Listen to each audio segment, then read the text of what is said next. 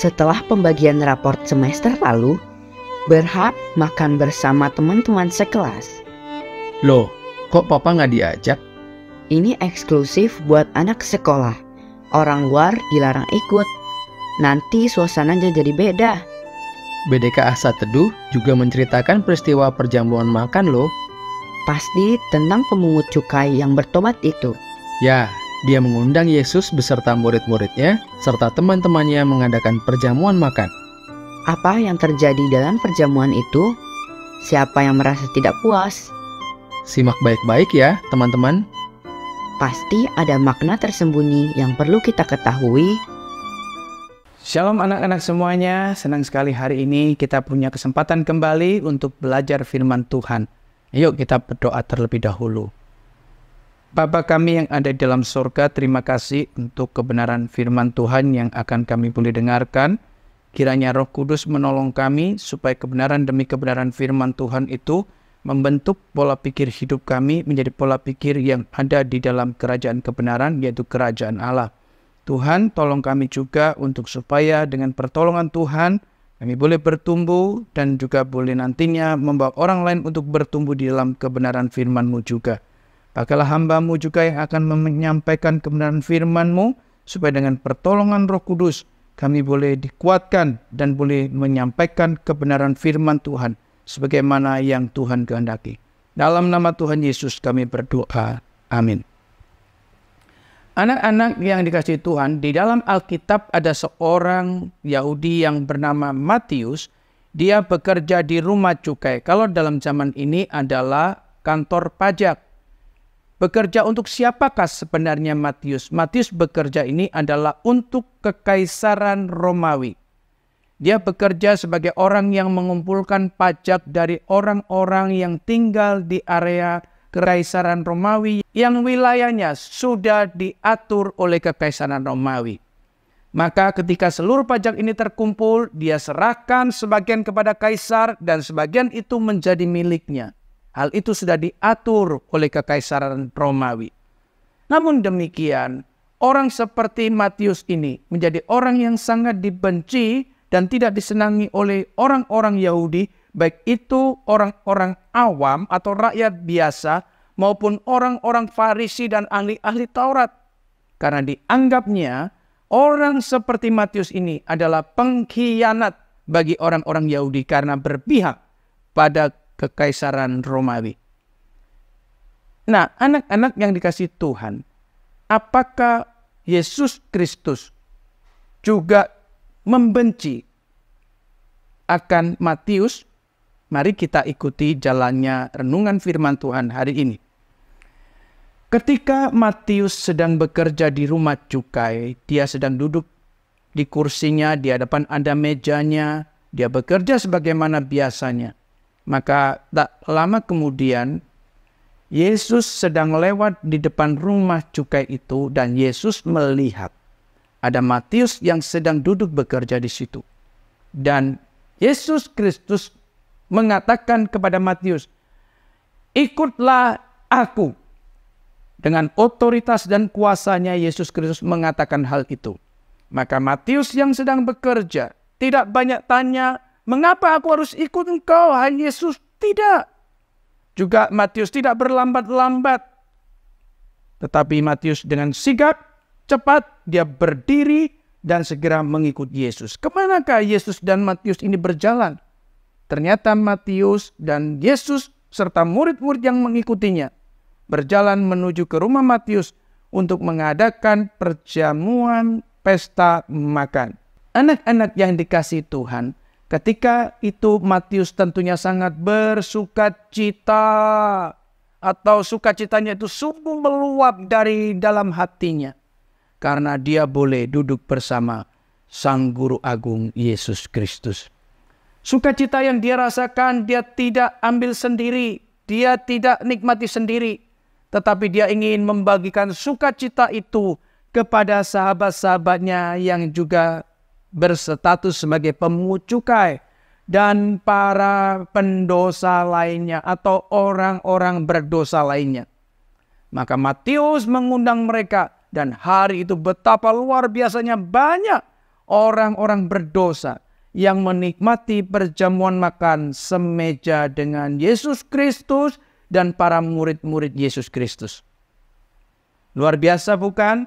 Orang yang dianggap hina, orang yang dianggap najis, orang yang dianggap pengkhianat oleh kebanyakan orang Yahudi, Yesus Kristus menjadi sahabat mereka, ingin menyelamatkan mereka sebagai manusia yang berdosa. Tak lama kemudian datanglah sekelompok orang-orang Farisi. Mereka datang bukan ikut menikmati sukacita semeja hidangan dengan Yesus Kristus dan murid-muridnya, tapi mereka datang menjadi orang yang mengawasi seluruh gerak-gerik Yesus, mengawasi seluruh pengajaran Yesus Kristus. Sebelum mereka mengkritik hal yang lain, mereka berkata kepada murid-murid Yesus, Farisi ini berkata, "Mengapa gurumu itu makan bersama para pemungut cukai dan orang berdosa?" Yesus Kristus mendengar perkataan itu. Yesus menjawab, "Bukan orang sehat yang memerlukan tabib atau dokter, tetapi orang yang sakit." Anak-anak yang dikasihi Tuhan, baik pemungut cukai dan orang berdosa lainnya bukan sedang sakit secara fisik, tetapi orang-orang tersebut adalah sakit akibat dosa yang mematikan setiap manusia. Maka Yesus datang untuk menyembuhkan orang-orang yang disebut berdosa tersebut, supaya mereka dapat layak bukan saja saat itu duduk di meja hidangan itu, tapi satu kali kelak boleh layak duduk bersama dengan Yesus Kristus di surga. Sedangkan orang-orang Farisi merasa dirinya bahwa akulah orang sehat, maka aku tak perlu akan Yesus Kristus. Orang-orang Farisi merasa aku bukan orang berdosa, aku orang yang suci karena di otakku ada banyak pengetahuan firman Tuhan. Tetapi Yesus Kristus menilai bahwa sebenarnya orang Farisi ini juga adalah orang-orang yang sakit, tetapi mereka merasa menjadi orang yang sehat. Ini celaka besar. Dan Yesus melanjutkan dengan perkataan, "Jadi pergilah dan pelajarilah arti firman ini. Yang ku kehendaki ialah belas kasihan, bukan persembahan." Anak-anak yang dikasihi Tuhan, ini menunjukkan bahwa orang-orang Farisi yang hidupnya secara otak ini sudah dipenuhi dengan pengetahuan hukum-hukum daripada Taurat, tetapi mereka hanya mengutamakan ritual-ritual memberikan persembahan kepada Tuhan. Seolah-olah hanya Tuhan saja yang perlu dikasihani. Tetapi orang-orang Farisi ini lupa bahwa di samping kanan kirinya masih ada banyak orang berdosa yang perlu mendapat belas kasihan. Ini menunjukkan bahwa orang-orang Farisi sekalipun sudah belajar banyak tentang Taurat, tentang hukum-hukum Tuhan, tapi mereka belum bisa mengasihi sesama manusia. Itu sebabnya di awal dikatakan bahwa pergilah dan pelajarilah akan arti firman. Wah, ini menunjukkan bahwa mereka belum tuntas di dalam belajar kebenaran firman. Di dalam prakteknya maksudnya. Mereka tuntas hanya sebagai pengetahuan di otak saja. Dan Yesus meneruskan dengan perkataan, "Aku datang bukan memanggil orang yang benar, tetapi orang berdosa."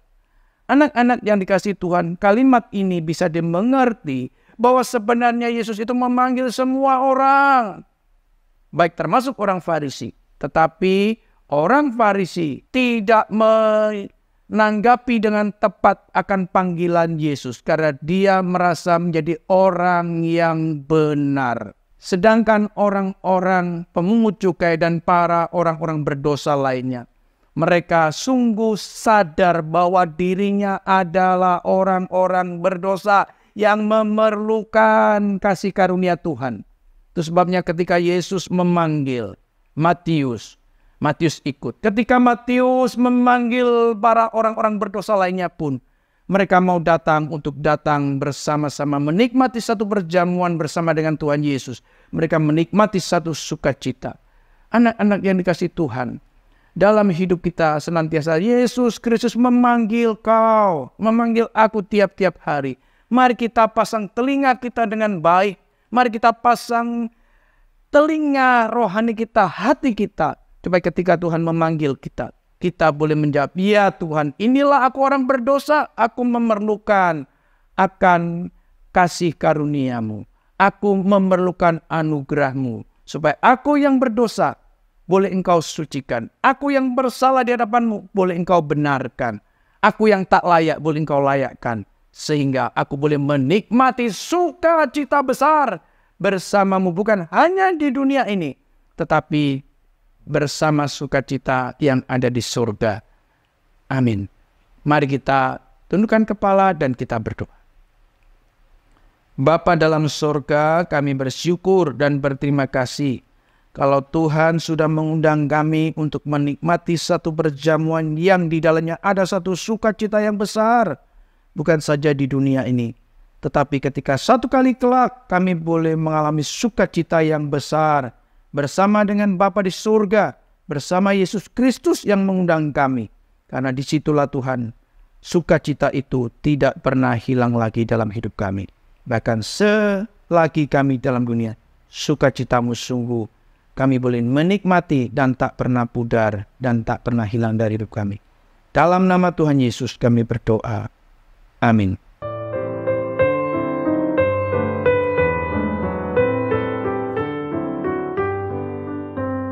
Yesus itu pasti seorang konglomerat, orang yang super kaya, karena dia memiliki sangat banyak untuk dibagikan. Tapi Yesus beda dengan konglomerat dunia ini. Dia duduk makan bersama para pemungut cukai dan membagikan anugerah. Berarti Yesus tidak hidup mewah. Dia menyatakan belas kasihan kepada orang yang berkenan kepadanya dan tidak mau disuap dengan persembahan manusia. Dalam sekali artinya, Abraham mau belajar terus dari Matius 9 ayat 14-17. Semangat!